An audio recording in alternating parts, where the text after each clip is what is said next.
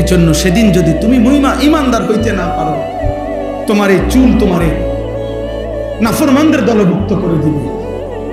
তোমার এই ধারাবাহিক নামাজ না পড়া তোমারে নাফরমানদের অন্তর্ভুক্ত করে দিবে। তুমি পারতা না ভাইয়া দুইটা স্লোগান দেওয়া আর ইমানের দাবিতে কলিজার খুন দেওয়া এক কথা না, এক কথা না। এজন্য যুবক ভাই, ছেলেরা, বাপ, তোমার আব্বা মুসলমান, তোমার মা মুসলমান, তোমার রক্তে ইসলাম। তুমি তোমার ধর্মের সাথে এত বড় জুলুম করো না। তুমি তোমার আল্লাহকে ভুলে যেও না, তুমি তোমার রাসূলকে ভুলে যেও। নবী বলবে, উম্মত আমি সেই নবী, 23টা বছর উম্মত আমি বিছানায় গাও লাগাইছি, যে দূর উম্মতের ফিকিরে দাঁড়িয়েছিলাম তার চাইতে কোটি গুণ বেশি। আমি শুইছি কম উম্মত, আমি কাঁদছি বেশি।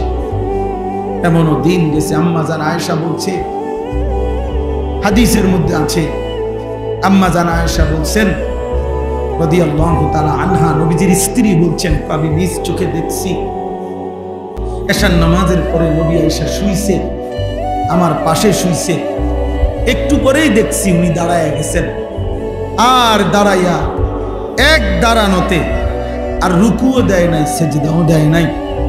হযরত আয়েশা বলেন, আমি দেখলাম এক দাঁড়ানোতে চোখের পানি ফেলতেছেন আর উম্মতের জন্য কাঁদতেছেন আর আল্লাহর কাছে দোয়াই করতেছিলেন। হযরত আয়েশা রাদিয়াল্লাহু তাআলা আনহা বলেন, আমি মনে মনে ভাবলাম যে আজকে আমি ঘুমাবো না, আমি দেখব নবী আমার কতক্ষণ জেগে থাকে। হযরত আয়েশা বলেন, খোদার কসম, বেলালের ফজরের আজানের সময় হইছে, আল্লাহর নবীকে তখন দেখি পড়াই গেছে।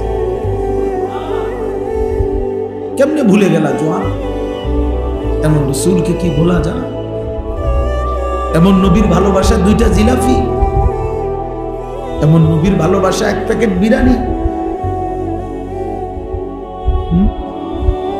ইনসাফ এটা? এটা বুঝি কথা হইল? ধাক্কাধাক্কি করে, ঢেলাঢেলি করে, নবীর ভালোবাসায় দলাদলি করে। আরে বেটা ইনসাফ বলো বেটা। রাসূলুল্লাহ সাল্লাল্লাহু আলাইহি সাল্লামের 23 বছরের এই মেহনতের বিনিময়ে তো হযরত আয়েশা রাদিয়াল্লাহু তাআলা আনহা বলেন যে, জগৎবাসী শুনো, আমি দেখছি সারাটা রাত তিনি উম্মতের জন্য কাঁদছেন। হাত্তা তাওয়াররামাত কাদামাহু, 2টা পাও, কদম 2টা পাও, তাওয়াররামাত মানে হলো ফুলে ফুলে গেছে, 2টা পাও ফুলে ফুলে গেছে। এজন্য তালেবে ইলম আমরা, মাদ্রাসার ছাত্র, আমরা নিয়ত করো যে এই পৃথিবীর কেউ আসুক বা না আসুক, আল্লাহর দ্বীনের জন্য আমরা লড়ব ইনশাআল্লাহ। কলিজার এক ফোঁটা থাকতে আমরা ইনশাআল্লাহ কোরআন বিরোধী, সুন্নাহ বিরোধী, ইসলাম বিরোধী কোন কাজ বাংলাদেশে বাস্তবায়ন হতে দেওয়া হবে না ইনশাআল্লাহ। এজন্য নারী সংস্কার কমিশনের এই অন্যায় দাবি বাংলার জমিনে বাস্তবায়ন হবে না ইনশাআল্লাহ। এদেশের কওমি মাদ্রাসার তালেবে ইলম এখনো বেঁচে আছে, হেফাজতে ইসলাম এখনো আছে। এদেশের লক্ষ লক্ষ উলামায়ে কেরাম কলিজার খুন দেবে প্রয়োজনে, কিন্তু আল্লাহর জমিনে, বাংলার জমিনে কোরআন সুন্নাহ বিরোধী নাস্তিকদের দোষর কোনো আইন বাংলাদেশে বাস্তবায়ন হবে না ইনশাআল্লাহ। বাংলাদেশে উলামা বিদ্বেষী যে কেউই সে নিশ্চিত ইনশাআল্লাহ বেইজ্জতি হবেই হবে, হবেই হবে, হবেই হবে, হবেই হবে ইনশাআল্লাহ। এজন্য কিশোরগঞ্জের এক বেয়াদব নেতা নামের এক বেয়াদব, ফজলুর রহমান নামের এক পাগল, এক মাতাল বাংলাদেশে উলামায়ে কেরামকে বিদ্রুপ করছে।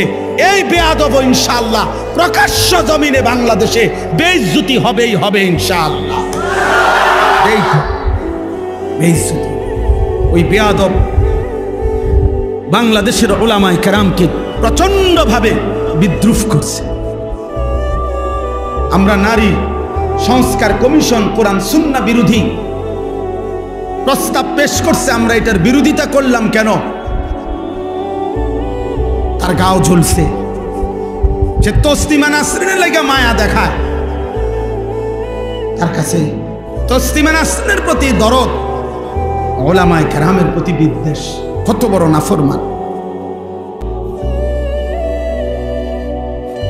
এই জন্য যুবক ভাই, আমার কথা আমি লম্বা করব না, আমি এটা বুঝাইতে চাই যে আল্লাহর নবী সাল্লাল্লাহু আলাইহি ওয়াসাল্লাম অনেক কষ্ট করে 23টা বছর নবী সাল্লাল্লাহু আলাইহি সাল্লাম হাসরের ময়দানে নবীজি উম্মতের আমলনামা দেখবে। ভাইয়া, আমলনামা দেখবে, নবীজি দেখবে। ফাকাইফা ইদা জিনা মিন কুল্লি উম্মাতিন বিশাহিদ ওয়া জিনা বিকা আলা হাউলা'i শাহীদা। এই আয়াতের তাফসীরের মধ্যে আছে সূরা নিসা। নবী সাল্লাল্লাহু আলাইহি ওয়াসাল্লামের সামনেও উম্মতের আমলনামা উন্মোচিত হবে, নবীজি দেখবেন, তোমারও আমারও। তো নবী যখন দেখবেন, আহা আমার উম্মত সেই উম্মত যার আমলনামার মধ্যে 365 দিনের এক বছরে কোনো দিন ফজরের নামাজ পড়ে নাই। আল্লাহর নবী বললেন, উম্মত এটা কি আমলনামা? আমার 23 বছরের চোখের পানি, আমার তায়েফের রক্ত, আমার দান দান শহীদ করা উহুদের রক্ত, আমি ক্ষুধার কষ্টে পেটে 2টা পাথর বাঁধছিলাম, আমি রক্তের উপরে উহুদের প্রান্তরে গড়াগড়ি খাইছিলাম, তাইলে আমার এই রক্ত, চোখের পানি, ক্ষুধার কষ্টের বিনিময়ে এই আমলনামা? দিন রাত নারী, ছবি, মদ, জুয়া, জিনা, ব্যভিচার, সুদ, ঘুষ, হারাম উপার্জন, এর জন্য আমার এত কান্না? বলো ভাই, কি জবাব? বাবারা বলেন, কি জবাব? 30 বছর যিনি সুদ খাইতেছেন, আপনি কেমনে দাঁড়াবেন? 30 বছর ধরে, 60 বছর ধরে যিনি বিড়ি সিগারেট খান, আপনি নবীজির সামনে কেমনে দাঁড়াবেন? 60 বছর বয়সেও যারা রঙিন টেলিভিশনে নাচ গান দেখেন, আপনি কেমনে দাঁড়াবেন? কি বলবেন? এই বলেন না, কি বলবেন বলেন? আজকে 20 বছর 25 বছর ধরে যার স্ত্রী বেপর্দা, আপনি স্বামী, মুসলমান স্বামী, কেমনে আল্লাহর সামনে দাঁড়াবেন? যার ছেলেটা 18 বছর 20 বছর, আপনি জীবিত বাপ, বাপ জীবিত থাকতে, মা জীবিত থাকতে ছেলেটা কোনোদিন ফজরের নামাজ পড়ে না, একটা হাইওয়ান জানোয়ারের মতো ঘুমায় থাকে। আহা, ওই বাপ কি বলবে আল্লাহ? আলিয়া হযরতের জবানে ছোটবেলায় ছাত্র জীবনে কুমিল্লা চক বাজারে একটা মার্কেটের সামনে মাহফিল হয়েছে, ওইখানে ওনার মুখে এই সূরা কাউসার